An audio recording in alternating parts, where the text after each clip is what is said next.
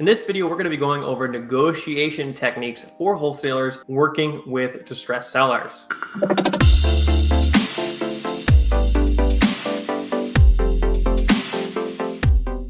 So how do you actually negotiate with distressed sellers to get the prices that you want?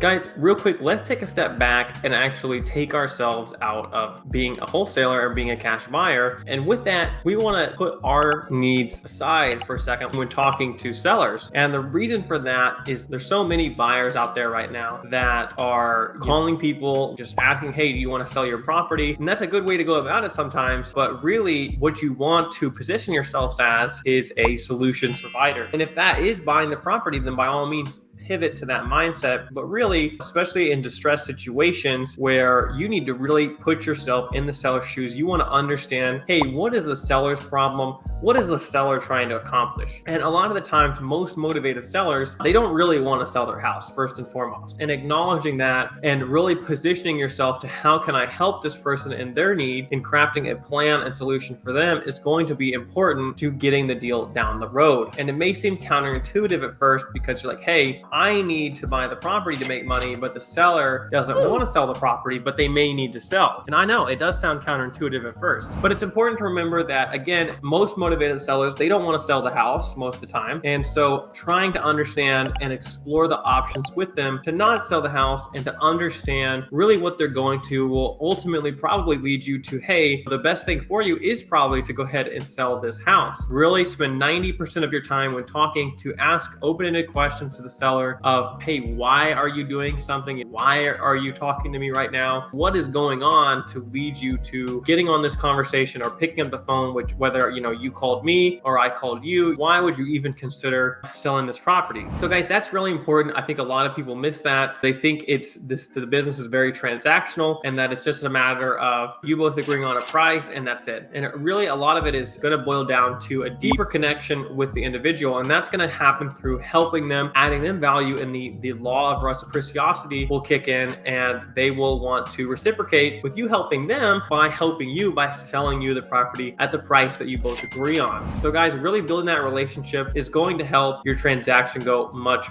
smoother. And that's honestly kind of the best thing to do with negotiations is turning it from a win-lose type of situation to a win-win type of situation and really working to cooperate with the seller to hopefully have a win-win as best as possible. Generally, a lot of motivated sellers are not in the best of circumstances and of course are going to take a loss a little bit over a retail because they either need speed or they need cash or certainty or whatever the creative solution might be. But hey, you're trying to get to the best of the solution that's available. And so really having a collaborative mindset to help them solve their problem, and in doing so will help solve your problem of buying the house at the price that you need. So that's honestly the best and top technique to use is stop being a cash buyer, start being a problem solver and spending 90% of your time trying to understand, helping walk through those solutions for the seller. And if one of them does work, by all means do it, but more than likely the situation that the seller's in, they're going to lead back to selling you the property anyway. But through going through that exercise, you're going to build a lot of rapport and you're going to build a lot of reciprocity where they want to work with you because they know that you have their best interests at heart. Now, the other thing with negotiation is actually the offer making process, kind of the bargaining process, guys. It's changed for me over time, but especially with that relationship, it's going to make it a lot easier to get to the numbers that you need. And the first thing is, of course, always trying to get the price from the seller first to anchor wherever the price is. It doesn't really matter regardless of where the price is for them. And if they throw out a price where it's very reasonable for you as well,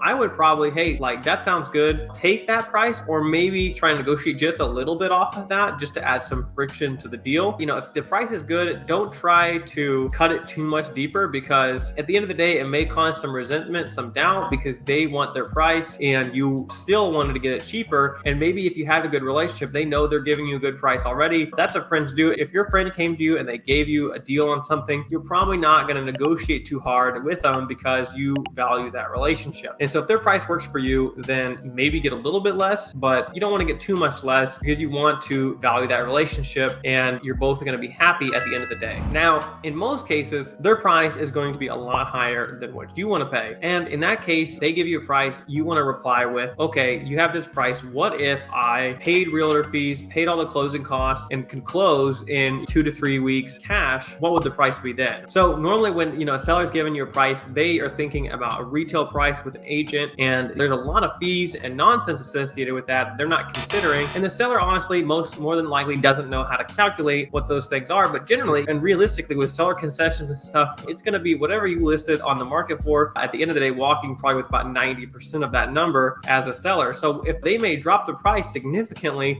could even be 20 to 40% off of their original number, if you just throw that out there that you are willing to do that, because most transactions are the seller is going to be paying a lot of costs. So that's a great way to get automatically, you haven't even thrown out a number at that point, you've simply had them, you've offered value, and they're going to be bargaining against themselves to now get you a better price. Now, if that price works for you, then go ahead and take it. If not, then you may ask some questions. Hey, like, what's the condition? Ask more open-ended questions about the condition and if the property needs any repairs. Because again, guys, most sellers are going off Zillow numbers, which value of the property, basically ARV of the property, where it's accounting that the property is in great shape, needs no work. And so again, explain to the seller, hey, I'm going to, this is going to cost me X, Y, and Z to fix this. Like if I bought at your price and did all this work, I may come out with nothing. And then if they say like, well, that doesn't matter, then be like, okay, well, flip it around on them. Okay, would you do that deal? Would you risk all this money, buy at this price to do that deal and make no money? And they're going to probably be like, well, no, I wouldn't. Okay, there you go. You answered your own question. This is a very emotionless type discussion here, because you're simply running through the real numbers with the seller on the realities of flipping, the realities of the cost of rehabbing houses. And so they may have not thought about this. Again, the sellers are not in this business. They don't know the cost of everything and the realities of everything and the profit margins that you have to have just to make it worthwhile. So that may drop the price again.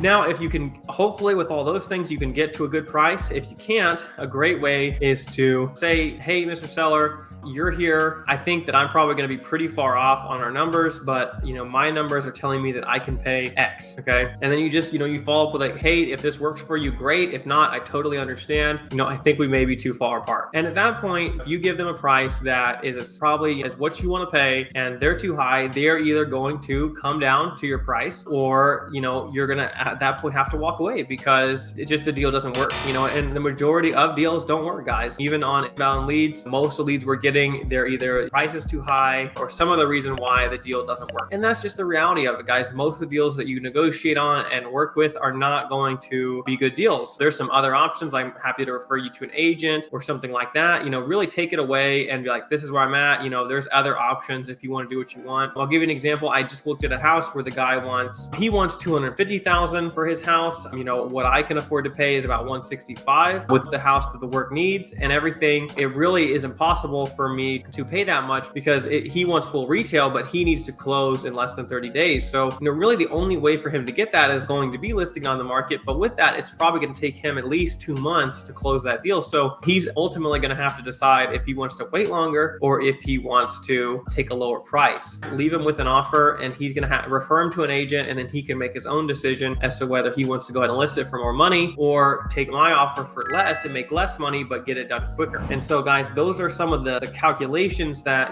sellers have to make. So it's always important to, after you've kind of worked with them, leave them with an offer or multiple options for them to, the different ways. A lot of times a quick cash offer is, again, it's quick, it's cash, it's certain. And these other options, yes, they may make more money, but a lot of times sellers are in this position because they don't have time to work on this stuff. But leave them with that price. Generally a lot of sellers are honestly disconnected the reality of the house. They might reference their neighbor's house that sold for way more money than their house is worth down the street. So you can ask these kind of questions, and if you leave them an offer and you leave it in a friendly way where it's like, hey, it's just a business decision. I can't buy the house because numbers don't work for me. You want too much. Happy to refer you to an agent. This is my solution. It may not be the best for you, but I'm going to leave it here for you. And when you do it like that, a lot of times if they can't find another solution or the other ones don't work, they're going to come back to you and take your solution because it's the one that's actually going to solve the biggest problem they have. So guys, I would just leave you with, make sure that you always have a collaborative mindset when working with sellers. sellers, and really a problem-solving win-win mindset when working with sellers, because this is a relationship business, guys. Word spreads. If you do good deals, if people like working with you, they're going to refer you to their friends and people they know, and you're going to be able to do a lot of deals with them, guys. Please like and subscribe for more value. We have a lot of other videos out and coming out about how to work with sellers and how to wholesale and real estate invest. And with that, guys, I'm Dan Kohan, and I'll see you in the next video.